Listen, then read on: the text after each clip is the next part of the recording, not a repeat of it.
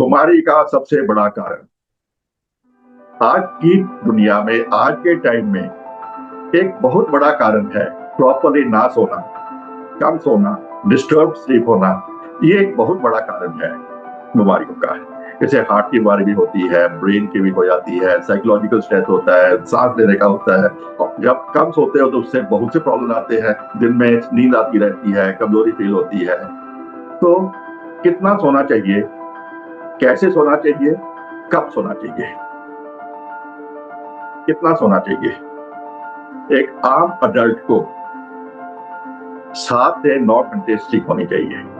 किसी को इससे थोड़ा सा कम में चल जाएगा, काम की तो थोड़ा सा ज्यादा, लेकिन आमतौर पर जो है 7-8 घंटे जो है नींद वो प्रॉपर है। कब सोना चाहिए?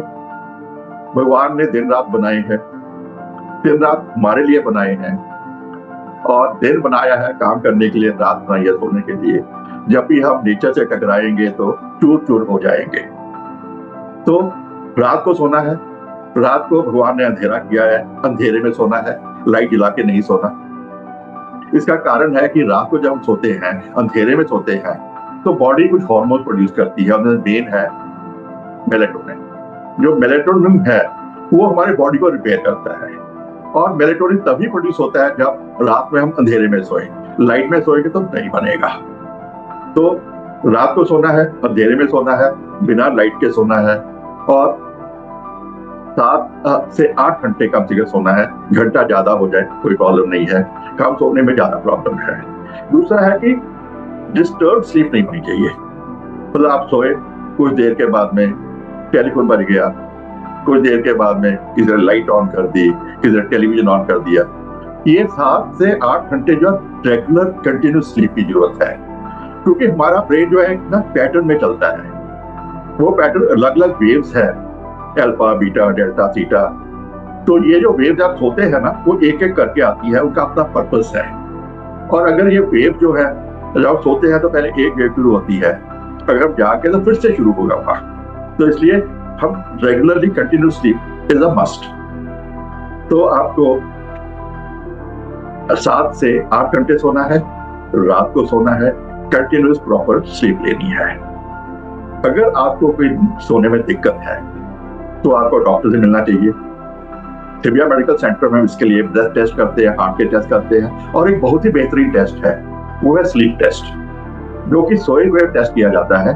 वो घर पर भी हो जाता है या यहाँ पर भी हो जाता है, ताकि जितनी देर आप सोए हो, जो मशीनें हैं वो स्टडी करती हैं कि आपकी स्लीप कैसी थी, ब्रेन की वेव पैटर्न कैसे था, जो आप सांस ले रहे हो वो कैसे था, ऑक्सीजन लेवल कैसे थी, कितना आप डिस्टर्ब हुए हो स्लीप में, कितनी बार आपकी आंखें खुली हैं सोते सोते। जब आप सोते हैं तो थोड़ी देर खुला, फिर से सो गए। तो ये डिटेल्ड स्टडी जो है करने के बाद में पता चलता है कि आपकी स्लीप की क्या प्रॉब्लम है, ताकि उसे पहले डायग्नोज किया जाए, उसके बाद में ट्रीटमेंट किया जाए।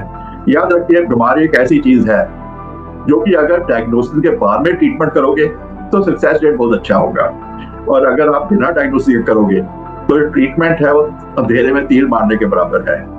तो आप पहले टेस्ट कराइए और फिर आप उसका ट्रीटमेंट कराइए। उसके लिए आप जो नीचे दिया गया है, नंबर दिया गया है, वहां पे आप व्हाट्सएप कर सकते हो, या हमारे पास और वीडियोस है जो बनेगी, जो कि स्लीप के ऊपर भी बनेगी, या आप हमें व्हाट्सएप कर दो, आपको डिटेल भी भेज देंगे। तो अपने शरीर की सर्विस हर रात करने के लिए सोइए। अगर एक सिंगल चीज है जो आप कर सकते हो अपनी सेहत के लिए, बिना एक पैसा खर्च किए कर सकते हो, वो है सोना। रोज सोना, नियम से सोना, रात को सोना, 7 से 8 घंटे सोना। इसके साथ हम आपका आज का एपिसोड बंद करते हैं, खत्म करते हैं। Best of sleep, best of health, best of luck. Thank you.